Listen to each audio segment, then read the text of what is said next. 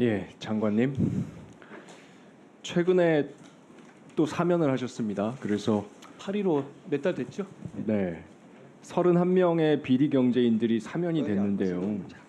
사실 작년에 8.15 사면 때도 굉장히 비판이 많았습니다. 또 이렇게 사면을 되는 거 보고 참 제가 참담하다는 느낌까지 받았는데요. 꼭 이렇게 계속 사면해야 됩니까? 사면 역대 정부가 계속 해왔고 사면권자의 정치적 판단입니다. 거기에 대해서 근데 사면 이 보도하는 비리 입장에서 경제인들은 특별히 말씀드릴 최소한 문제가 없습니다. 비리 경제인들만큼은 우리가 안 하는 관행을 어느 정도 확립해 왔습니다. 잘 아시겠지만 2013년 이후로는 비리 경제인들 사면된 건 윤석열 정부 전까지 2명밖에 없었어요. 박근혜 대통령도 2명밖에 안 했습니다. 말씀하신 비리 경제인이라고 하시는 카테고리가 어떤지 모르겠네요. 그 전에 경제인 사면이 없었단 말씀이시죠? 그러면 재벌 총수만 한정해서 얘기해 봅시다. 재벌 총수 2013년부터 2명 이외에는 이 경제 범죄로 사면된 경우 없었습니다. 그런데 지금 윤석열 정부 들어와서 1년 반 만에 벌써 35명입니다. 구분을 하시는 기준이 좀 달라지는 것 같은데요. 35명이 다 재벌이란 말씀이신가요? 아니 재벌이 아니라 최소한 지금 본인이 비리 경제인이라고 법무부에서 브리핑하실 때 4명, 31명 이렇게 해서 통계를 분류하신 거 가지고 이제 31명 말씀드렸는데 만약에 이게 기존의 정부에서도 계속 해온 거다 이렇게 주장을 하신다면 최소한 재벌 총수가 경제범죄로 사면받은 경우만 놓고 보더라도 달라졌다 이 말입니다. 이게 마치 이전 정부에 계속 해오던 거 윤석열 정부에서도 하고 있는데 뭐가 문제냐 지금 이런 상황 전혀 아니라고요. 제가 아까 말씀드렸다시피 사면은 대통령의 정치적 결단입니다. 제가 거기서 특별히 그 평가할 위치에 있지는 않습니다.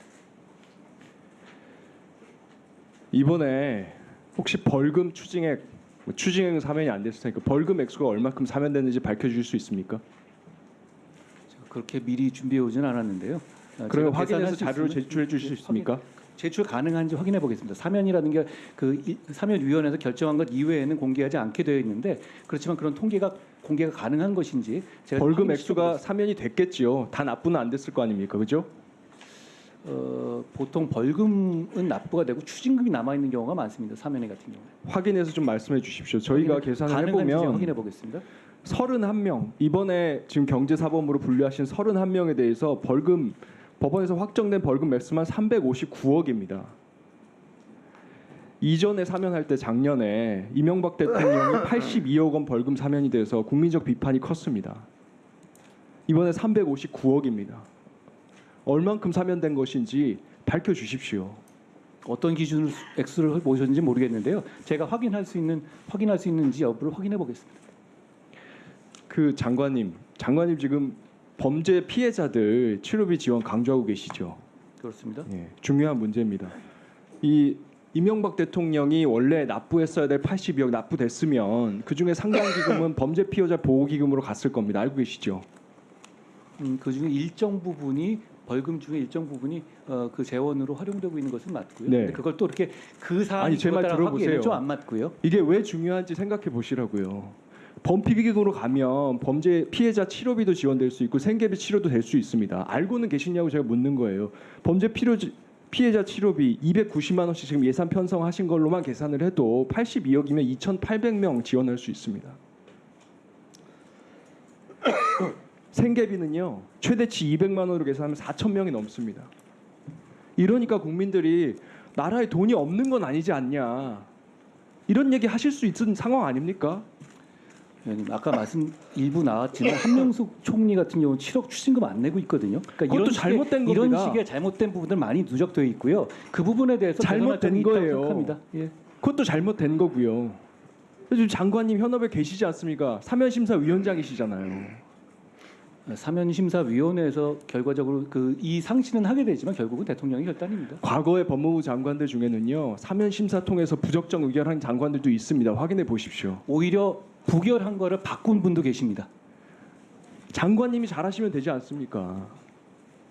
자, 31명에 대해서요. 판결상 확인되는 횡령 액수, 회사의 돈 횡령하거나 배임한 액수만 해도 저희가 다 계산을 할 수가 없었어요. 지금 올해 4명 일단 금요서구화학 박찬구, 롯데재단 신영자, 부영그룹 이중근, 삼양식품 김정수 4명만 해도 1,758억입니다. 이 중에 회사 돈 얼마나 갚았는지도 확인이 안 됩니다. 그리고 제가 100번 양보를 해서 말씀하시는 취지를 따라가 봤습니다. 장관님 이번에 브리핑하실 때 이렇게 말씀하셨어요. 서민 경제의 어려움, 심각한 상황의 점을 고려해서 경제 살리기에 중점을 뒀다. 그런데요, 이번에 또 사면하신 분 중에서 박창구 금요석화 회장이 있습니다. 이분 이미 올해 5월달에 퇴임했습니다. 공개적으로 경영에서 완전히 물러난 사람이에요. 이분이 서민 경제 살리기를 위해서 복권되면 뭐가 달라집니까? 이분이요, 횡령 확정 판결 받고도 원래 특경가법에 따르면은 취임이 금지되는데 100일도 안 돼서 판결과 현행법을 비웃듯이 금요석 화학 대표로 다시 취임하신 분입니다. 그래가지고요, 보수만 1년 동안 55억 4,100만 원 수령해 가셨습니다. 또 제가 말씀드릴게요. 이중근 부영회장이 있습니다.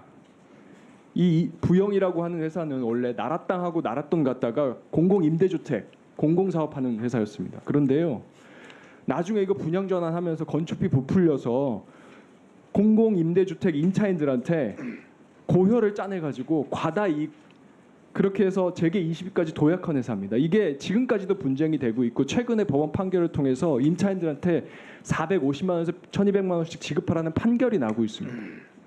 서민경제 살리는 게 아니고요, 서민경제 죽인 사람입니다. 종근단 이장한 회장 말씀드리겠습니다. 이장한 회장은요, 이런 사람입니다. 2013년부터 4년간 본인의 운전기사 6명에게 폭언과 협박으로 정신적, 신체적 학대를 했다. 2017년 7월 달에 퇴사한 운전기사 인터뷰한 내용을 보면 회사 차량 운전했던 2달간 스트레스에 의해서 몸무게 7kg 빠졌다. 응급실도 실려갔다. 공황장애가 왔다. 이 서민 살리기는커녕 서민들 핍박하는 사람인데 이런 사람들이 왜? 위원장님, 제가 잠시만 한 1분만 네, 답변하십시오. 이 범죄로 처벌받은 기업인들을 사면하는 거에 대해서는 저도 약간 개인적인 생각은 분명히 있습니다만, 사면권을 보좌하는 입장에서 대통령의 결단을 따라야 하는 입장이라는 말씀을 먼저 드리고요. 그리고 위원님 말씀하신 여러 가지 중에서 실제로 팩트가 좀 다르게 많이 섞여 있는 것 같아요.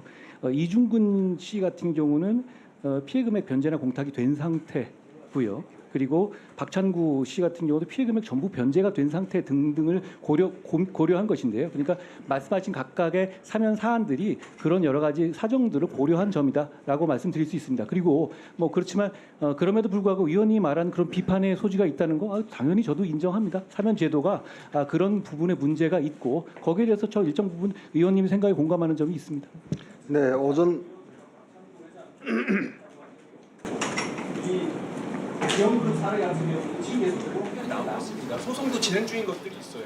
피해 변제 전부 다 하지 않았습니다. 앞에 계속 얘기하시는 거 얘기를 계속 하시다 이어가지고 말씀하셨으니까 국민들이 보시기에 오해하실 수 있을 것 같기 때문에 지적하는 자, 알려주시면 되지 않습니까? 안 알려주고 계시면서 지금 다 낸 것처럼 말씀하시는 거 아닙니까? 아니 그렇지 않죠? 아니 제가 여기서 확인해 드리는 건데 그런 벌금 액수대로 알려주시고요. 피해 보상된 건 피해 보상대로 알려주십시오. 알려줄 수 있는 저랑 말씀할 내용이 아니지 않습니까? 국민들이 아시는 게 중요한 거예요. 위원님 말씀하신 건 제가 말씀하는 건 아니에요.